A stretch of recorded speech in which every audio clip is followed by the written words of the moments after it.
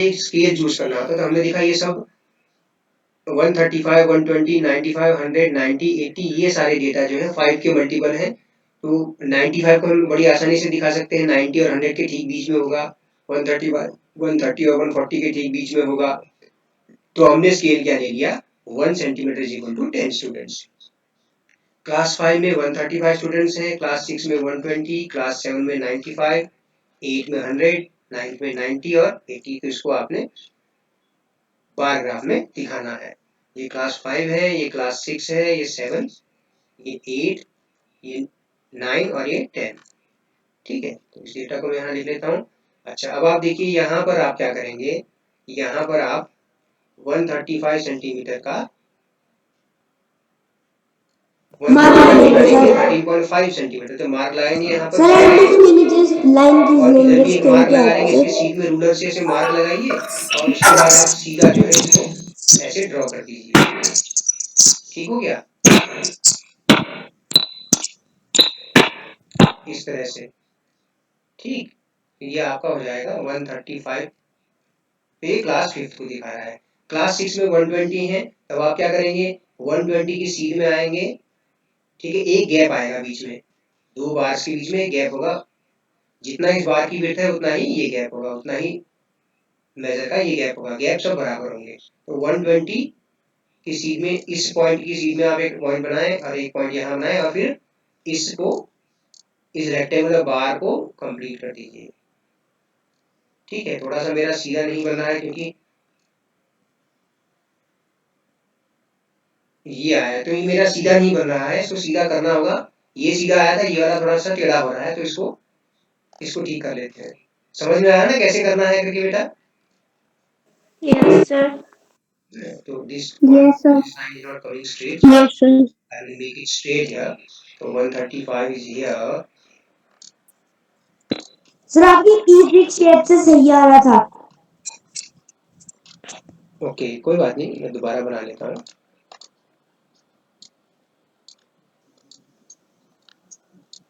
तो यहाँ से मैंने, ओ माय गॉड, देखिए थोड़ा सा पेन टैब में बनाने में दिक्कत हो रही है। ठीक है, इस तरह से बना लेना आप। ओके, फिर आया 95, ये तो हो गया आपका क्लास 6 का। क्लास 6 का आपने यहाँ पर लिख दिया क्लास 6। ठीक है, अच्छा इसी तरह से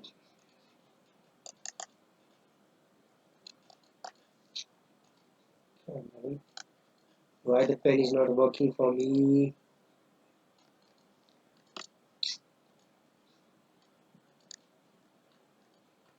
Okay, so this is class 6th. Then class 7 का 95, तो 95 90 और 100 के ठीक बीच में होगा, तो 9.5 सेंटीमीटर यहाँ से 9.5 सेंटीमीटर की सीध में। तो अब आप इसको ड्रॉ कर लीजिए। ठीक है, ये लाइंस में से स्ट्रेट नहीं बन रही हैं, आप स्ट्रेट बना लीजिएगा। ओके, ये हो गया आपका क्लास 7 का। देन क्लास 8 में 100 सेंटीमीटर, ये 100 स्टूडेंट्स तो 10 सेंटीमीटर की लाइन होगी, तो यहाँ से मैं ऐसे ड्रॉ कर दूंगा। ठीक हो गया, सीधा नहीं बन रहा है, आप देखिए मैं सीधा बना देता हूँ इस तरह से। ओके, इस तरह से स्ट्रेट बना लेंगे आप। इस तरह से 9th और 10th का कंप्लीट कर लेंगे। 9th में है 90 की सीध में ये आया। ठीक है, आप ऐसा नहीं करिएगा, आप रूलर का इस्तेमाल करना आप। ठीक है, और 10th में 80 स्टूडेंट्स हैं, तो 80 की सीध में 80 की सीध में आप यहाँ आएंगे। ठीक है, थोड़ा सा मुझे पेन टैब में बनाने में दिक्कत हो रही है। ये क्लास 8 हो गया, ये 9th, ये क्लास 8 है, ये 9th हो गया, और ये 10th हो गया। तो अब आप देखिए क्वेश्चन क्या पूछा है, which class has the maximum number of children and the minimum number of children. तो आप देख पा रहे हैं मैक्सिमम, सबसे ऊंची टॉल जो है, टॉल बिल्डिंग किसकी है, टॉल बिल्डिंग किसका है, 5th का। तो 5th में सबसे ज्यादा स्टूडेंट्स है ना, सबसे कम है 10th में। क्लास 5 है मैक्सिमम, और सबसे कम किसमें है, 10th में, है ना। क्लास 10 में सर सबसे कम है। सबसे कम है, हम देख रहे हैं 80 है। तो बार से हमें देखने में आसानी हो जाती है। फिर पूछता है कि find the ratio of students of class 6 to class 8। Class 6 में कितने स्टूडेंट्स हैं? 120। और क्लास 8 में कितने स्टूडेंट हैं? 100। तो रेशियो आप निकालेंगे, ratio of class 6 to class 10। Class 10 नहीं, क्या पूछा है? क्लास 8। क्लास 6 और 8 के स्टूडेंट्स का रेशियो अगर आप निकालेंगे तो number of students of class 6 120 divided by number of students of class 8 100। तो आप देखेंगे 10 which is equal to 6 is to 5. तो So 6 is to 5. 20 एंड 25 जा 100 एंड 26 जा 120, तो 6 रेशियो 5 आ गया आपका answer. Ratio of class 6 to class 8 is 6 ratio 6 to 5. Okay, ठीक है। मेरा देखिए बार ग्राफ बहुत ज्यादा सुंदर नहीं बन रहा है, आप थोड़ा सुंदर बनाए, सीधा बनाइएगा, इसके पैरेलल होना चाहिए, है ना। थोड़ा सा टेढ़ा हो रहा था। चलिए क्वेश्चन नंबर 5 को देखते हैं। 4 को, क्वेश्चन नंबर 4 क्या है? अब देखिए ये जो है बार ग्राफ आपका डबल बार ग्राफ कहलाता है। तो इसको हम कहते हैं कंपैरेटिव बार ग्राफ। कभी कभी हम कहते हैं कंपैरेटिव बार ग्राफ। तो हम क्या करते हैं कि टर्म 1 और टर्म 2 के स्टूडेंट्स के मार्क्स लिखे हैं 5 सब्जेक्ट्स के। ओके, ठीक है। इनको आपने डबल बार ग्राफ में दिखाना है। आपको डबल बार ग्राफ में दिखाने का मतलब क्या है? अगर मान लीजिए मैं टर्म 1 वाले के लिए, फर्स्ट टर्म वाले के लिए जो बार बनाऊंगा उनका कलर मैं एक रख देता हूं और सेकंड टर्म वाले के लिए दूसरा कलर रख देता हूं। ठीक है, सपोज मान लीजिए टर्म 1 के लिए मैं स्काई ब्लू कलर इस्तेमाल करूं और टर्म 2 के लिए मैं येलो कलर इस्तेमाल करूंगा। ठीक है, तो अब जब आपका डबल बार ग्राफ बनता है, देखिए क्या होता है डबल बार ग्राफ में। डबल बार ग्राफ में ये होता है कि पहला वाला टर्म का मैंने ऐसे बनाया बार, तो उसके साथ में ही टच करते हुए दूसरा टर्म का बार ग्राफ बनाएंगे। दूसरे टर्म का बार ग्राफ उसके साथ में लगा हुआ बनेगा, उसके साथ में कंबाइंड बनेगा। तो आप देख पा रहे हैं कंपैरिजन करना आसान हो जाता है कि मान लीजिए ये इंग्लिश के मार्क्स है, सपोज ये 67 है और ये 70 है, सपोज बार ग्राफ में मैंने ये दिखाया, तो मुझे कंपैरिजन करने में आसानी होगी कि क्या इंग्लिश में जो है स्टूडेंट्स के मार्क्स इंप्रूव हुए हैं टर्म 2 में। बार देखने से ही पता चल जा रहा है कि इंप्रूवमेंट यहाँ पर 3 का आ रहा है, 3 मार्क्स इंप्रूव हो गए स्टूडेंट के। ठीक है, फिर अगला बार जब हम बनाते तो उतना ही गैप रखते हैं जितने का ये विड्थ है इस बार का, इतना गैप यहाँ पर रख के फिर अगले सब्जेक्ट के लिए बनाना शुरू करते हैं कि सपोज 72 और 65, 72 और 65 इस तरह से।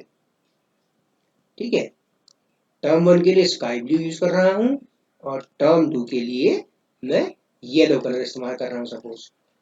ठीक है, तो ये आपका किस पर्टिकुलर सब्जेक्ट, जो पर्टिकुलर सब्जेक्ट हिंदी है उसका बन गया। तो इस तरह से आपको बार ग्राफ बनाना है। ठीक है, क्या होगा? टर्म 1 टर्म 2 का एक साथ चिपके हुए, एक साथ एडजेसेंट बनाने होंगे बार, फिर ये गैप करके अगले सब्जेक्ट के लिए एंड सो ऑन, इस तरह से करेंगे। ठीक है क्या?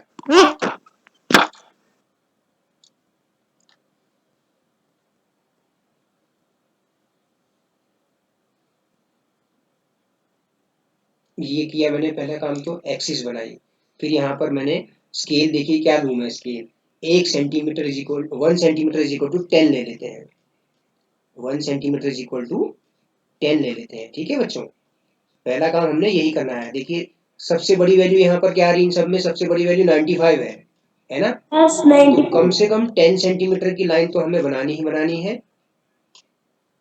10 सेंटीमीटर मतलब 100 हो जाएगा। क्या लेंगे हम scale, 1 centimetre is equal to 10 marks का मैंने स्केल लिया।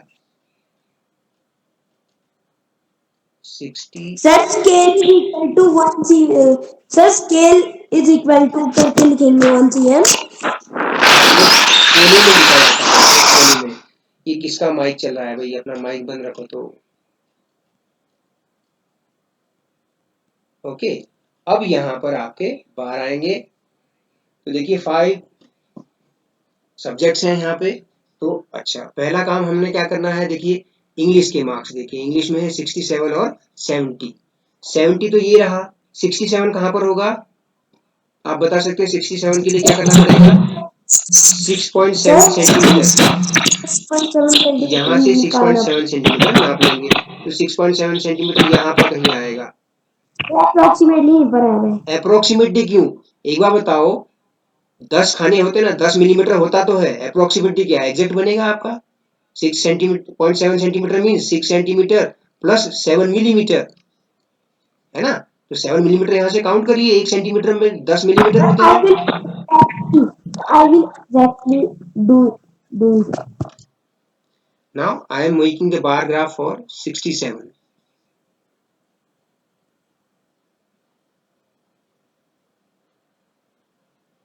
ये बना दिया मैंने। ओके, अब ये जो है टर्म 1 को मैं किससे दिखा रहा हूँ? स्काई ब्लू से दिखा रहा, तो इसको मैंने स्काई ब्लू कलर दे दिया।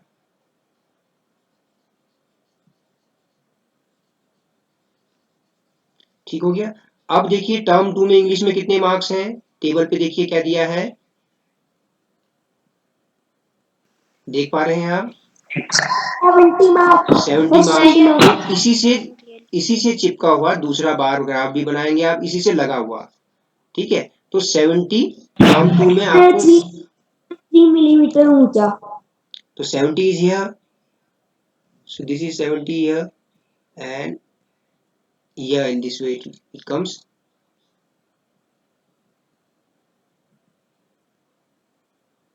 है ना, देखिए अभी ठीक बन रहा है, पहले ठीक नहीं बन रहा था, अभी स्ट्रेट लाइन आ रहा है। तो इसको मैंने कलर कर दिया येलो से। ठीक हो गया, बाउंड्री के बाहर मत लाइए कलर को, कलर उसके अंदर ही रहने दीजिए। तो देखिए कितना सुंदर दिख रहा है, ऐसा करने से आपको बड़ा साफ सुथरा दिखेगा। ठीक हो गया, तो यहां पर आपने लिख लिया इंग्लिश। अगर आप चाहें तो उनके नंबर्स तो यहाँ इसके ऊपर लिख सकते हैं, 67 70 ऐसे लिख सकते हैं। ओके, तो ये हो गया। अब जितना इस बार का विड्थ है उतने ही विड्थ का गैप रखेंगे। अब हिंदी की बारी आएगी, हिंदी में अब हमने 75 और 72 और 65 दिखाना है। तो 72 मीन 7.2, 2 मिलीमीटर ऊपर 70 से, 2 मिलीमीटर ऊपर 70 से। तो इस बार को बनाएं।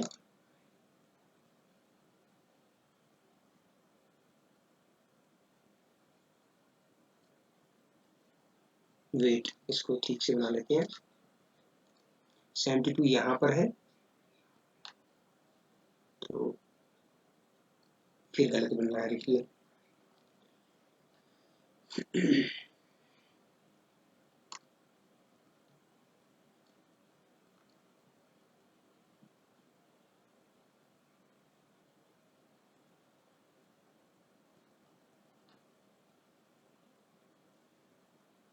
ठीक है, समझ में आ रहा है? ऐसे ऐसे करना है करके। ये 72 मैं यहाँ बना लेता हूँ, 72 यहाँ से, ये 72 इतना है।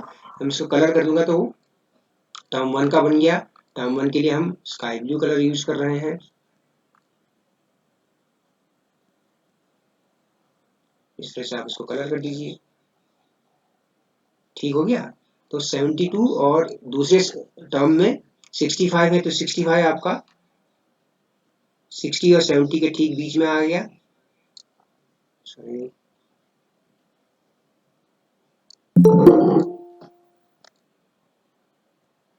65 will be just in between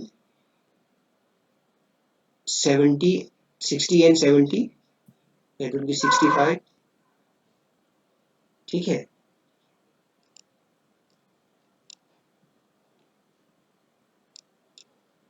समझ रहे हैं ना बेटे आप लोग? क्या करना है आपकी समझ में आ गया होगा, है ना? ये आपका 65 मार्क्स की दिखा है। तो ये आपका सब्जेक्ट हो गया हिंदी। टर्म 2 के लिए हम येलो कलर यूज कर रहे थे उसको कलर करने के लिए, तो हम उसको येलो कर देते हैं।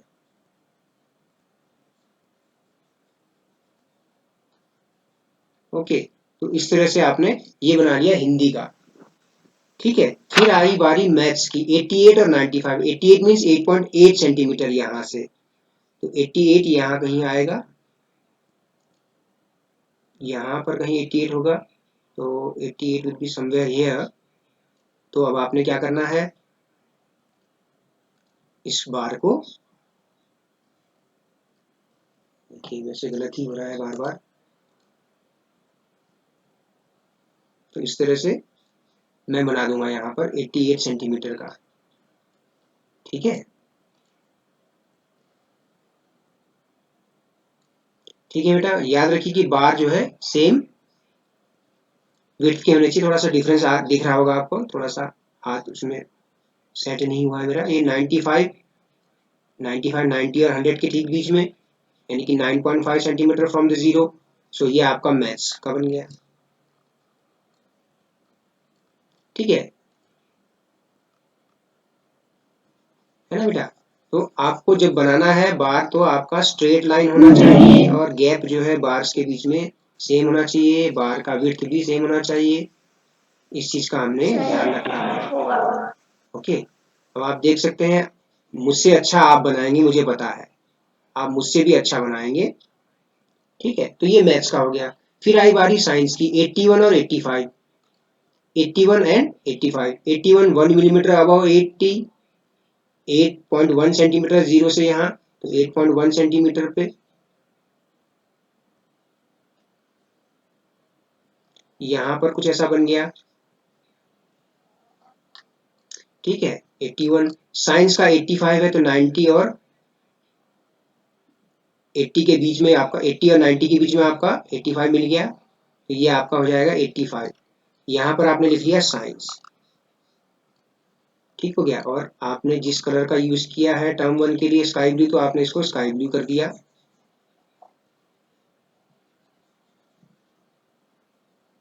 ठीक है, देखिए मैं इतनी कोशिश आपके लिए ही कर रहा हूँ कि ताकि आप भी अपनी नोटबुक में अच्छे से बनाएं। जैसा कल मुझे एक स्टूडेंट ने भेजा है, केवल हाथ से ड्रॉ करके, ऐसा ना करें। मैं कोशिश कर रहा हूँ रूलर से बनाने की यहाँ, है ना। फिर आया आपके पास 73 and 75। 73 and 75। 73 means 7.3 centimetre from zero, तो 7.3, 73 and 75, 2 millimeter above it. This will be 75. So I will draw it here.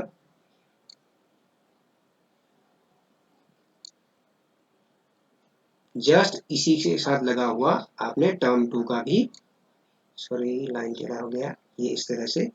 ठीक है, तो अब जो बार ग्राफ हमने बना लिया, इसके बेस पर इस बार ग्राफ को देखकर आपको कुछ क्वेश्चंस के आंसर देने हैं, जो कि क्वेश्चन में पूछे हैं। ठीक है बेटा? थोड़ा सा आपको लग रहा होगा कि यहाँ लाइनें टेढ़ी मेढ़ी हो गई, आप लाइनों को सीधा कर लेंगे, इस तरह से सीधा लाइन है ना, और गैप जो है बराबर होना चाहिए हर जगह। ओके, अच्छा, गैप नॉर्मली हम क्या रखते हैं, जो इस बार का विड्थ है वही गैप हम यहाँ रखते हैं बीच में। ठीक है, क्वेश्चन क्या पूछा है, in which subject has the child improved his performance the most, है ना। तो अब आप देखेंगे बच्चों, इंग्लिश में कितने मार्क्स का इम्प्रूवमेंट किया है, 3 मार्क्स का, सर 3 है ना। अच्छा, हिंदी में कम हुआ है, हिंदी में क्या हुआ है, हिंदी में कितने मार्क्स कम हो गए, 7 मार्क्स कम हो रहे हैं, तो हिंदी तो इसमें होगा नहीं।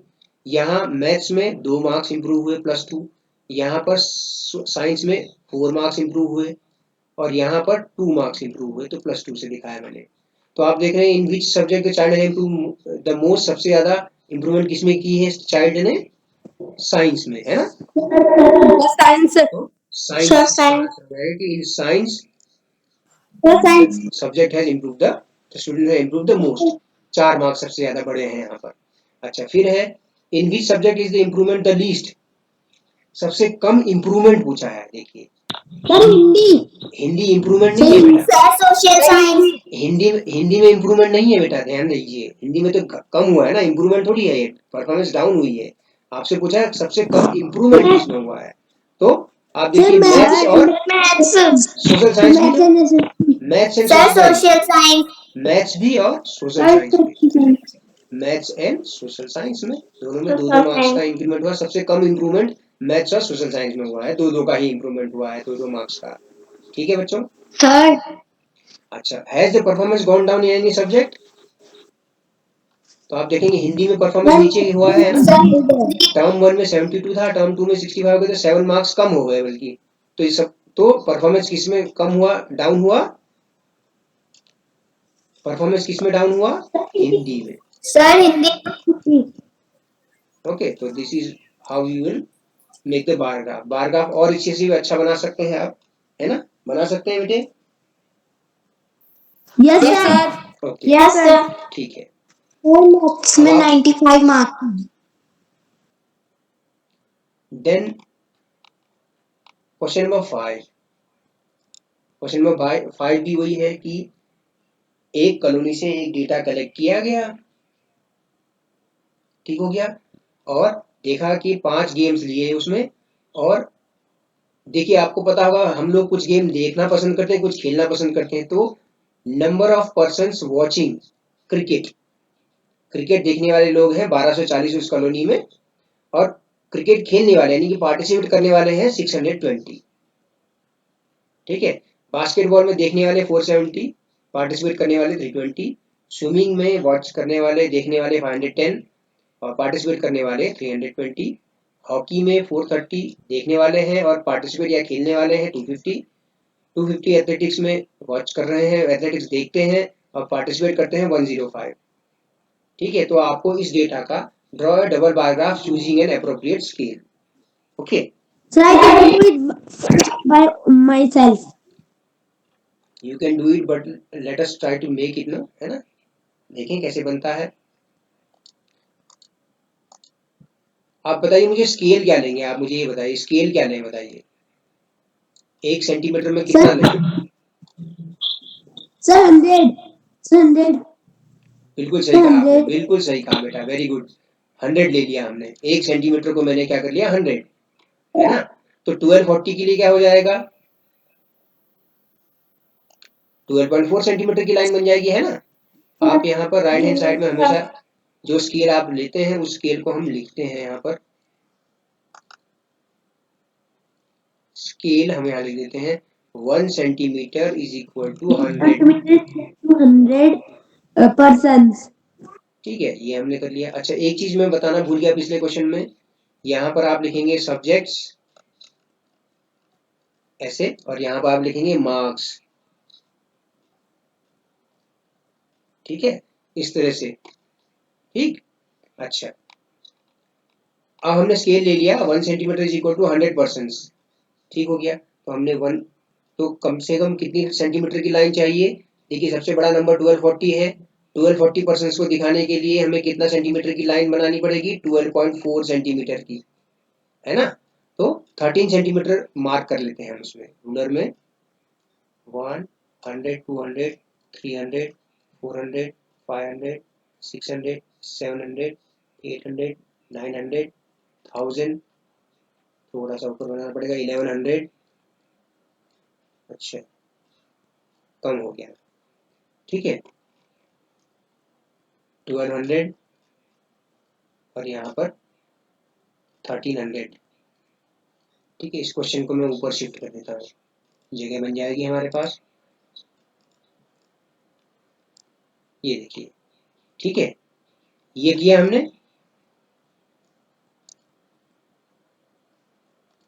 पहला काम हमने क्या करना होता है बच्चों? पहला काम हमने एक्सिस बनानी होती है, फिर हमने स्केल चूज कर लिया। स्केल चूज करने के बाद हम अगला काम क्या करेंगे?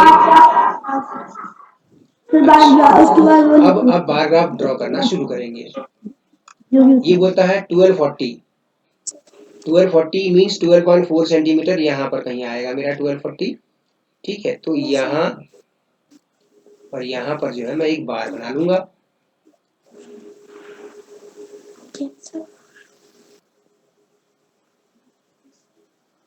आप तो रूलर से बनाएंगे, मैं तो एक रेक्टेंगल बना के कर दे रहा हूँ, आप रूलर से एक एक करके ऐसे बनाएंगे, ठीक है। ओके, तो ये हो गया 1240 दिखा रहा है, फिर है 620। चलिए, लिखना भूल गया मैं, 100, 200, 300 ये लिखना है। अब आप देखिए मुझे इसको बनाने में कितना टाइम लग रहा है, उतना ही टाइम आपको भी बनाने में लगेगा।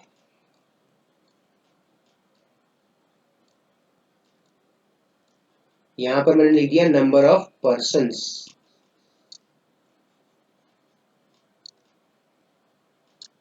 ठीक है बेटा, और ये डेटा हम दिखा रहे हैं क्रिकेट को देखने वाले और पार्टिसिपेट करने वालों का।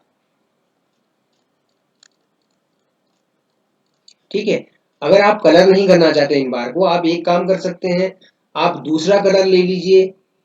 दूसरा बार बनाने के लिए सपोज पार्टिसिपेट वाले के लिए मैं येलो वाला बार ग्राफ बना देता हूँ। ओके, 620 कहाँ होगा, 6.2 सेंटीमीटर जीरो से, तो यहाँ पर आपका 620 सेंटीमीटर आ जाएगा, सॉरी 620% आ जाएंगे। ठीक है,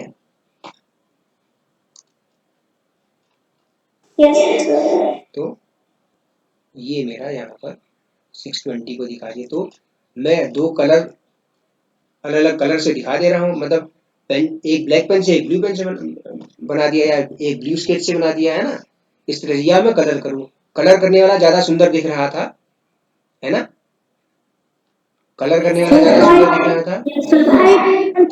तो यहाँ पर आप ऐसे कहेंगे, यहाँ पर आप कहेंगे वॉचिंग, आप मेंशन करेंगे, क्योंकि देखने वाले को पता होना चाहिए कि वो क्या देख रहा है। तो उसको पता चल जाएगा कि भाई जो येलो से बनाया हुआ है वो पार्टिसिपेटिंग पर्सन्स बता रहा है, और जो डार्क ब्लू से दिखाया है वो वॉच करने वालों को दिखा रहा है। किसको, क्रिकेट को देखने वाले और पार्टिसिपेट करने वालों का डेटा आ गया ये। फिर इसी तरह से बास्केटबॉल का 470 और 320, 470 और 320, 470 आपका यहाँ पर होगा 3 सेंटीमीटर नीचे 500 से, 5 से, तो यहाँ पर आप बना लेंगे।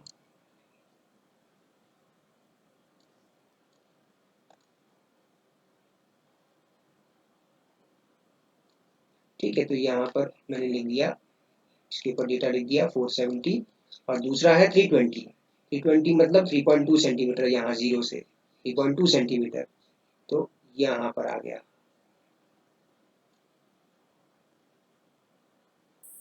तो ये डेटा है बास्केटबॉल का।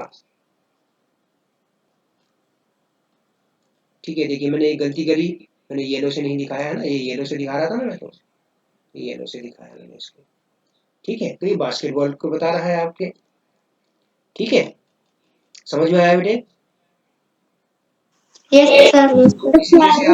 इसी जैसे आप स्विमिंग का करेंगे, फिर हॉकी का करिए, एथलेटिक्स का करिए, इसी को आगे को पूरा बार ग्राफ कंप्लीट करिए।